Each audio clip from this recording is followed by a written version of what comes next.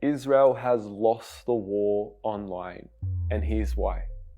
You see, for long the narrative has always been dominated by the mainstream media. You know, the same guys that say that Palestinians just so happen to die while Israelis are brutally killed, or when Palestinian residential apartments are completely leveled to the ground by Israeli missiles, they just so happen to collapse. Or when Palestinians are ethnically cleansed and forcefully displaced from their homes, they're just being evicted following a failed legal dispute. These are the kinds of voices that have long controlled the narrative, and they've been doing quite a bad job of doing so. I mean, just take a look at this Australian news report on the pro-Palestinian protests in Sydney. In one symbolic gesture, a demonstrator managed to scale Town Hall, waving a flag to the crowds below. Nine's Bill Hogan joins us now from the CBD. And Bill, have police found that man who scaled Town Hall? I mean, never mind the 243 Palestinians killed and the 65 children and 39 women brutally murdered. Let's just focus on this one guy, waving his Palestinian flag. Mainstream media is a joke and it sucks. But in all honesty, it doesn't really matter anymore. See, the battle of public opinion is no longer restricted to mainstream media. The battle is taking place online. And in the past few weeks, we've seen Palestinian voices dominate our news feeds and timelines. We've seen TikTok and Twitter trend with the hashtags Free Palestine and Save Sheikh Jarrah.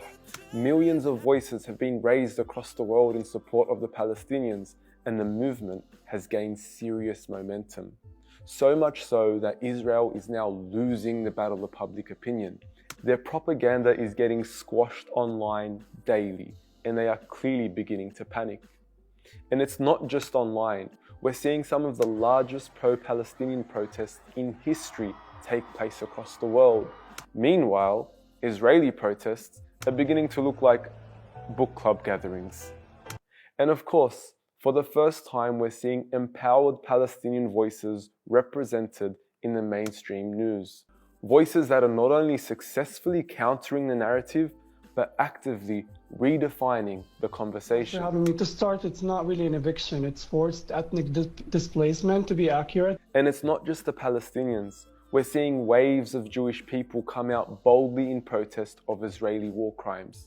I mean, take a look at this American Jewish and Zionist reporter on Fox Meager News. fields they have. It's effectively one of the world's largest prison camps, and it's being bombed with bombs supplied by the United States of America. It's outrageous that we gave Israel these hundreds of millions of dollars worth of weapons without insisting on a ceasefire now. Why not a ceasefire now?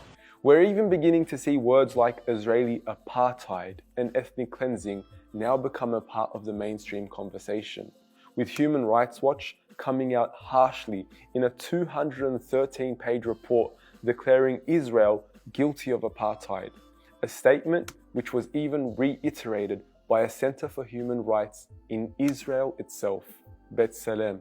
It's clear, Israel has lost the battle of public opinion, and it's an incredible sight to behold. Yet in saying all this, the fight's not over yet. Online activists have come out claiming their posts are being silenced, and many have accused social media companies of deleting and restricting their posts. Pressure is also mounting from the Israeli lobby and its affiliates to silence voices of dissent from celebrities to influencers alike. I mean, what could have possibly made the Incredible Hulk to go from bravely speaking out like this? When you're talking about that kind of inequality, that kind of oppression, that kind of apartheid, really, to now tweeting like this. Speaking the truth is not an easy task, and we're already beginning to see a wave of posts come out online expressing that they have either lost their jobs or have been threatened into remaining silent. Calling for a free Palestine is crucial, but it's a struggle that comes with mounting pressure and significant risk. But with our trust in Allah, the one to whom all power belongs, and with our faith in seeing a free Palestine, let our fight continue. Free Palestine.